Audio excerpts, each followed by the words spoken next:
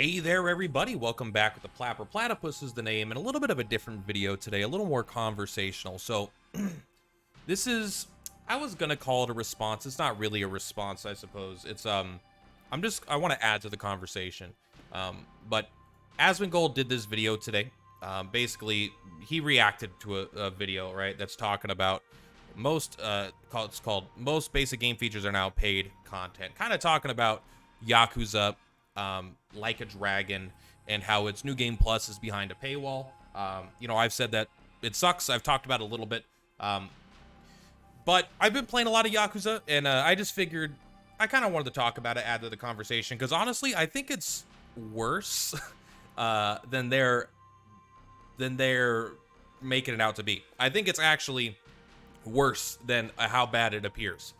And so Asmongold kind of referred to this game as being the potential horse armor in the future. They look back at this, and this is like, oh, this is kind of what started it.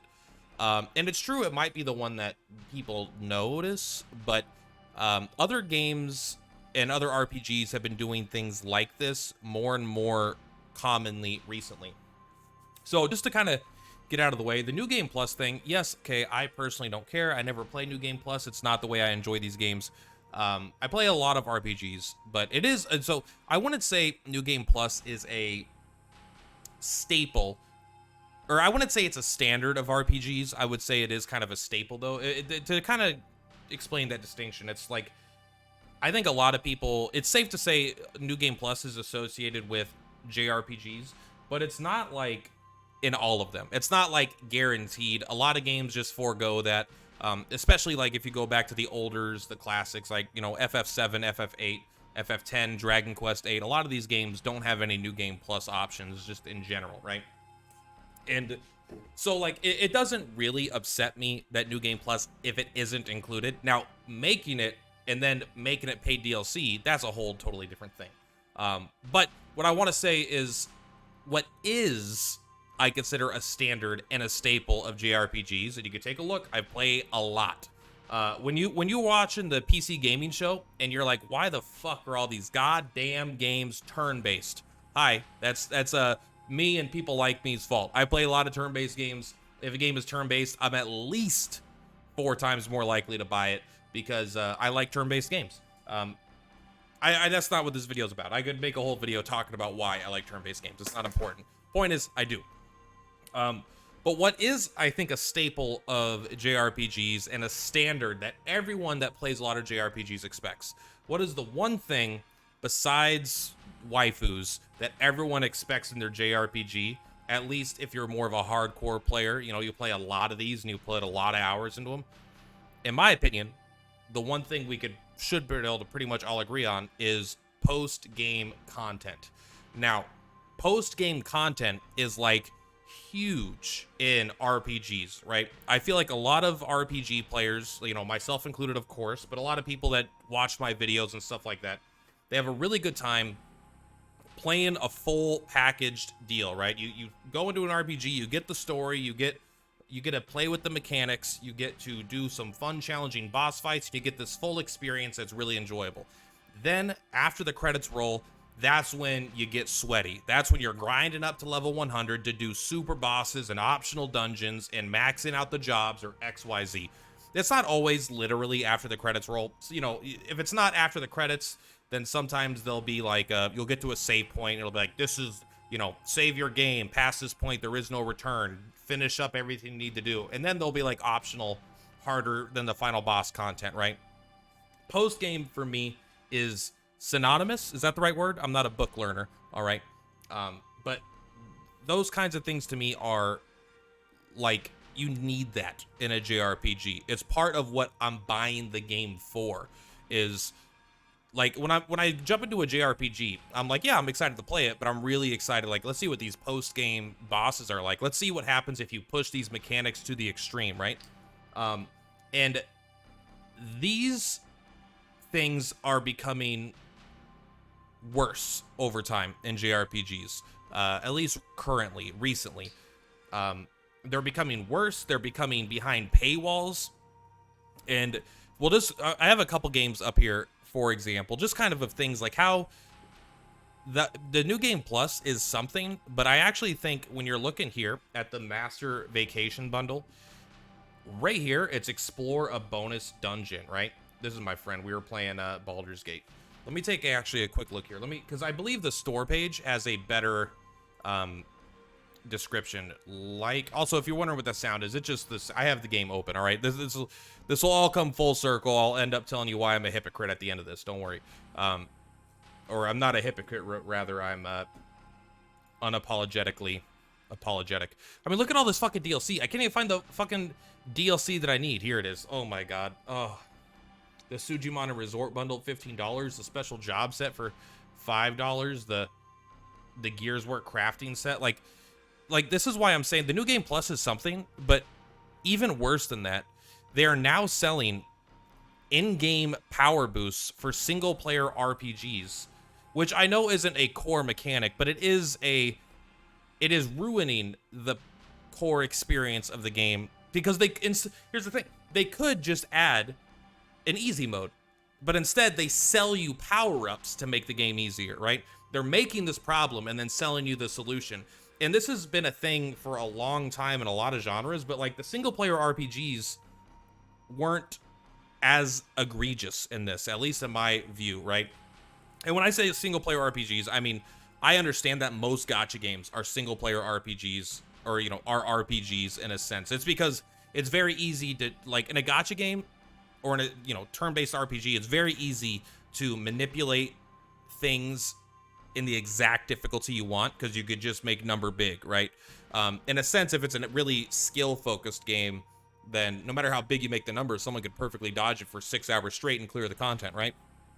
But, I mean, this is... the most important thing here that I actually wanted to talk about was, special outfit set, the Master Vacation swimsuit set. Like, this is all the stuff, like, I bought this, and I didn't even know that what I was buying, in a sense, because, sorry, I didn't buy this. But it's like, because every time I come down here and you look at this, right, you say Master Vacation bundle. How many RPGs have you seen? How many games have you seen? The Assassin's Creed, day one bundle, and it's just a bunch of skins and shit. This is, like, they don't include what's here. I was like, I don't know what the Master Vacation bundle is, so I probably don't need it. I didn't even think about it. I was just playing the game, But now, new achievements, all right. Bonus dungeon. This is what's really important here, right? Discover the Big Swell of Hawaii in a new episode featuring Kasuga, Kiryu, and the rest of the party. This playable content can be enjoyed after completing the game's main story. This is so much worse, in my opinion, than New Game Plus. And New Game Plus is bad, but this is like one of the main reasons people like me that play tons of RPGs play the game. It's to do post-game content. And I've been playing more recently, I just played Dragon Quest Monsters The Dark Prince, right? This is basically Dragon Quest Pokemon, all right? It's like Pal World minus Pokemon plus Dragon Ball Z, okay? But it's basically like, it's Pokemon Dragon Quest, right? And this game had the worst post-game content that I've ever played in any Dragon Quest game. And you want to know why?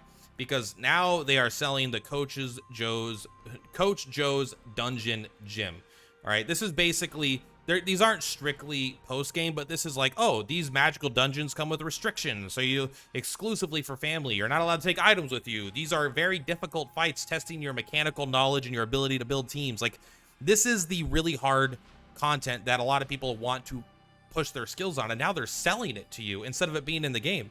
I mean, Dragon Quest VIII had tons of, post-game content. Like, lots of these games have really good post-game content, and now they're taking them out of the game. They're making the post-games worse and worse, and they're selling you the post-game after the fact. And now they're also selling power boosts. They're selling, like, this one isn't that bad, but I mean, it's still $10 for, like, $6. This is, like, literally dog shit. If you play the game for an hour, you would realize this shit is all dog shit, all right? But the point is, they're selling you power boosts. They're selling you post-game, right? They're nickel and diming all these other things. And resort guests, outfits, New Game Plus mode. Like, they say it here, but on the Steam page, they don't say any of this shit. They don't tell you what you're getting, right, with this. So, I mean, you have to go select the DLC to actually see what it is. The Master Vacation DLC set, right? So like this is all just kind of to say that like it's even worse than people I think are making it out to be. And this isn't even the worst version of it that's come out recently. The game I was just playing, Dragon Quest Monsters The Dark Prince, I genuinely think if there's a horse armor situation, this game is the horse armor situation. This is the most egregious DLC that I've seen in a single player game. Not the first one we talked about, not the treasure trunks, not the coach, not the pay for power, not the post game content desire, but the mole hole. This is probably the most egregious DLC that I've played. I don't want to get into the specifics of the you know, how the game works and all this stuff. We're not here to learn all about the game, but to summarize it, this is basically an incredible pay for power in-game thing to make the game easier. So not only is it like this is like a Honkai Star Rail fully awakened character almost, right? I mean, in the sense, it'll make it so much easier for you to make more powerful teams more consistently with less effort. But it combined with that, it's also basically like Pokemon telling you, hey, if you want to complete your Pokedex, it's going to cost you $10 more. This is like completing your Pokedex required DLC. Not literally required, of course. You can literally complete your Pokedex without this DLC, but you're going from a 20-hour endeavor to a 200-hour endeavor because of the way this game's mechanics works. With things aren't caught in the wild, they're synthesized, and this will basically let you recatch the synthesized version. So instead of needing to synthesize one guy 50 times, you could just synthesize it once and then catch it and then catch it and then catch it, so you don't need to go through the whole process 1,000 times, right? This is probably the most egregious DLC in a game that I've played. So between like, I don't know what's going on. I mean, I know what's going on. We'll get to that after this, all right? So another example of a game coming up is the Persona 3 Reloaded, right? I love Persona. And to be fair, I think Persona's been doing this for a while, like a lot of costume DLC, but even them, they're selling power in single player games, right? Persona 5 Royal, Persona Set 1, right? These come with specific, I mean, who knows how powerful they're actually going to be, but this is going to be above the base. It just gives you more options. So you're just going to be stronger because you have more options, right? Regardless of if they're the best at anything, maybe their ease of access, maybe at the worst case scenario, it still lets you have this could be, as if it's really weak, this could be a cosmetic DLC. But it's unlikely that they're going to charge you for the coolest DLC with all these cool characters and then make them dog shit weak, right? And then there's the Persona 5 Royal, Persona Set 2. So there's two different DLCs for Persona 5 characters, and then there's one for Persona 4, and then that's kind of it for those DLCs, it seems like. So it's selling for power. So like all this shit is happening, right? They're making you pay for post-game content. They're selling people a lot of times unsolicited, essentially, just by pre-ordering the game. Because I bought this game before it came out.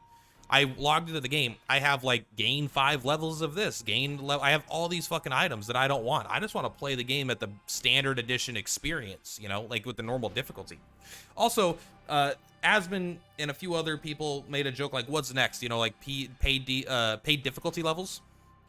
That's literally what this game is already doing. The New Game Plus is the only way to access the new difficulty modes of the game.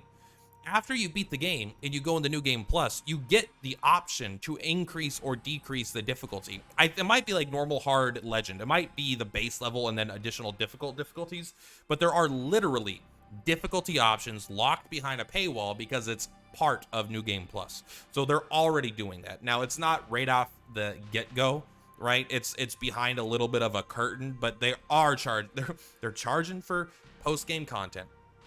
They're charging they're selling you power, right? Instead of adding an easier difficulty mode, they decided we could sell you power. They're selling freaking New Game Plus modes, and they're selling difficulty options behind that. They're selling complete your Pokedex. This game just came out a couple weeks ago, or like a month or two ago now. They're selling more in-game power. It's like all these single-player RPGs are going down this route. And why are they doing it? Obviously, everyone knows money. Why? Because dumb people like me buy it, okay? I bought the Mohole DLC, And to be fair, I can't really defend it.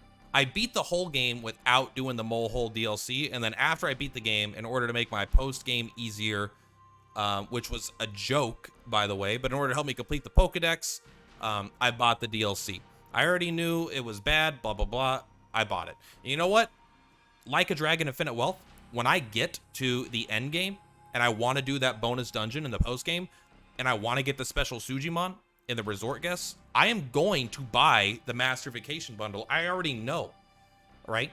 And I don't have a really good way of defending that. I could make excuses. I don't want to make excuses, right? I could give an example, like today I was at work, I'm still wearing my uniform, right? And I was doing food prep at the restaurant, and I'm just like tired, my back hurts, I had to wake up early, and I had to commute like 45 minutes, you know, each direction, and the whole time I'm just doing my food prep, I'm just thinking in my mind, I can't wait. I'm so excited to go home and play Like a Dragon Infinite Wealth because I'm loving that game so much. It helped my whole day go faster, right? And so, like, but at the end of the day, that's an excuse, you know? I could say, oh, I make content, you know? But really, if I wasn't making content, I had the day off and I didn't have to work today, I had a stress-free life, I would still buy this game, and I would still probably buy these dungeons, because I've realized that my line for what is unacceptable and needs to be acted upon has moved a lot from when I was younger. Me from 15 years ago would not play games if they were selling this kind of stuff. I remember in high school, my friend and his dad or whatever were playing some sort of shooter. I don't know, but it was a clear pay-to-win shooter. You bought guns with real money. The guns that you spent real money on were better, and you would like rent them or whatever, and then you'd have to pay a weekly. I don't know. It was something like that, right? But I was like, why would any fucking person waste their goddamn time with this stupid game? It requires no skill. Whoever has the biggest wallet wins. And even if you, like, at least it gives you a huge advantage. And that just, like, killed it for me. Paid cosmetics. Who wants to pay for cosmetics? That's stupid. It doesn't mean anything. You didn't earn it. The only cool cosmetics are the ones that you had to do something difficult to get. And that's because the cosmetic is a symbol of your achievement in the game, not because you could buy it in real life, right? And so that was me 15 years ago. Now I play Honkai Star Rail, you know? So how the game companies have successfully pushed back my unacceptable line to be further and further, right? I've played gacha games sometimes. I spend money on them sometimes. I don't play them as much as I used to. But like, I'm buying post-game DLC. I'm buying, you know, I'm buying the new game plus. So I don't know where my line is anymore, which is what I'm kind of trying to get around to. Which is kind of a weird thing to think about. Before I was recording this video and I was commuting home from work, I'm like, what is my line? What does a company have to do for a game that I'm really excited for? It's easy to have standards when it's a game I don't want to fucking play, all right? It doesn't matter when the next, I don't know, Tekken 8, all right? No offense. I'm sure Tekken 8's a fantastic game. Street Fighter 7. I just don't play fighting games, right? I'm a turn-based Andy. I enjoy her, you know, whatever fucking meme that is the kids are using these days. I don't play fighting games, so like it's easy for me to be like, Street Fighter 7 is now charging for you know, you have to buy tokens to go into their whatever their online matches or single player matches, and each token's $1, so it's like oh, it really brings back the authentic arcade feel, you know, where you got to buy tokens to get into these games, right? I would just be like, you know what, that's bullshit, I'm not playing it. But the second Persona 6 is like, hey, Persona 6 comes out and they're like, it costs 50 cents per fusion you want to do. I'm like, all right, well, how do we really efficiently make sure I don't need to fuse that much? If I had to spend 50 cents each time, that means I only get like 100 fusions throughout this game. I don't want to spend more money than that. The concept of not playing it at all wouldn't even be there. I mean, it would be there, but I mean, I would still do it, right? And so I'm not exactly sure what they would have to do for it to be cross my line. And you know what? And here's the thing, there's a lot of people like me out there that are voting with their wallets, but it's like, it's you know, it's just a lack of willpower thing, right? Yeah, I hate that games do this. Now, to be fair, like, well, I don't want to even say to be fair. I'm not I may not buy this, if I'm being completely honest, because it depends on how the experience goes and what this is. But I mean, I could play the entire experience after and get 100 something hours out of it for 50, 60 bucks and then just never want to play it again because I completed it, you know? But there is a decent chance that if I'm still, look, here's a great analogy, right? That either Asmon used or Belluar used first. There's a dick in the salad, right? Here's the thing. I buy a salad and then they deliver me the salad and it turns out there's a dick in that salad. What you should do is be like, excuse me, this salad has a dick in it. I would like a refund. Please take this back. What I do, what a lot of gamers do, we get a salad with a dick in it and we're like, oh my God, there's a dick in this salad. I better make sure to only eat the pieces of lettuce that aren't touching the dick. So you eat the lettuce that's not touching the dick, all right? And you're like, okay, well, don't worry. I'm not eating the dick, and none of the lettuce I'm touching is even touching the dick. We're fine.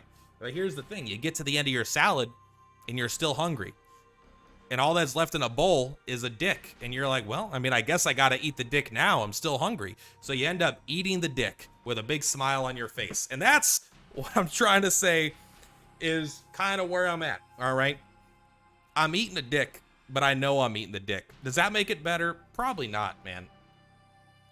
But, you know, at the end of the day, do I care about New Game Plus being in behind a paywall? Not really, to be completely honest. Not really. I think New Game Plus kind of sucks. I do care about bonus dungeons, post-game content.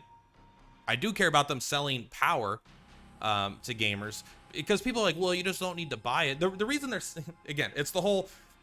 I got into this a lot with the Mohole DLC in comments. People are like, you don't need to buy the Mohole DLC. It's really good value. It's good value. It's so good. It gives you a lot of value.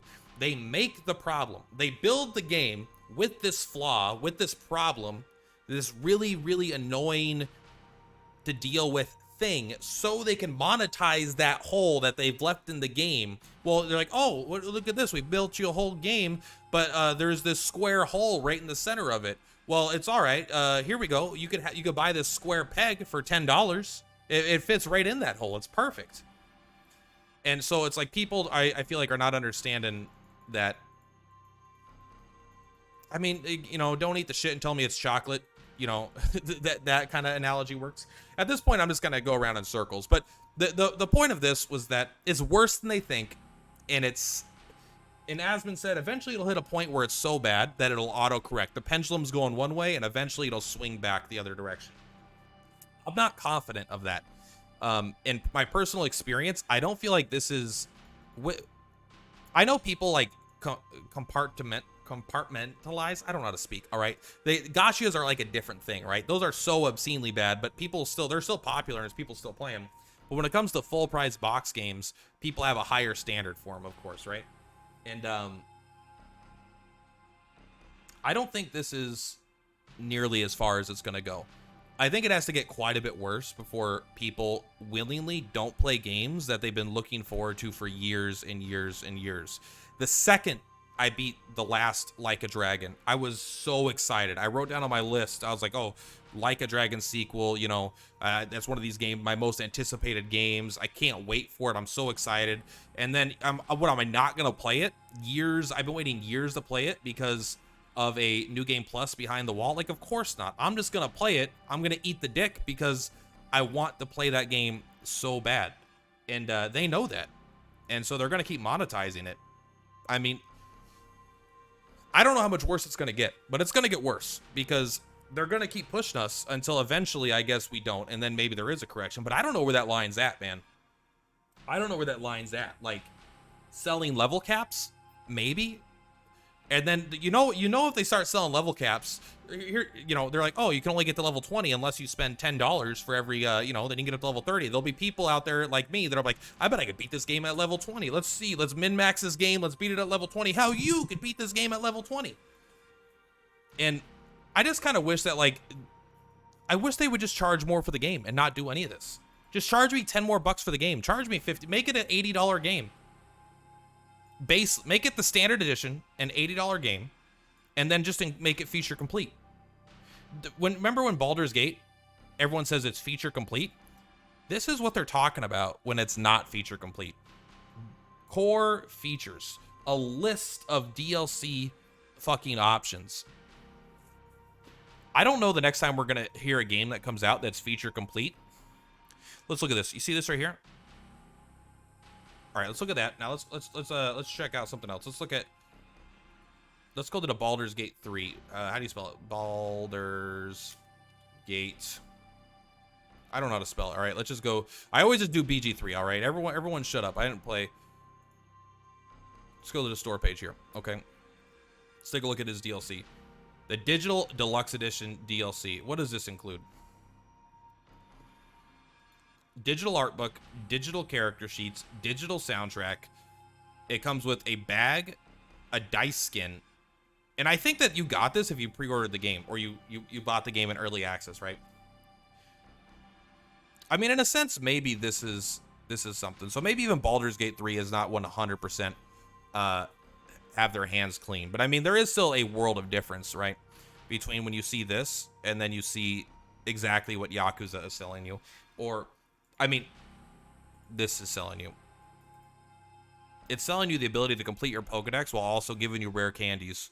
If you wanted to kind of make a weird comparison. Anyway, that's going to be the end of this video. This is kind of a response to Asmongold. The reason he probably will never see it, right? There's a very, very, very little chance that Asmongold will ever see this. I would say a 0% chance, so I won't ever plan on it. But in case he does happen to see this at some point, hello, big fan. I agree with like pretty much everything you said on that video. And when I say pretty much, I mean like literally everything. So that's it. Anyway, much love for Purplatypus. I'll see you on the flip-flops. You guys have a good day. Peace.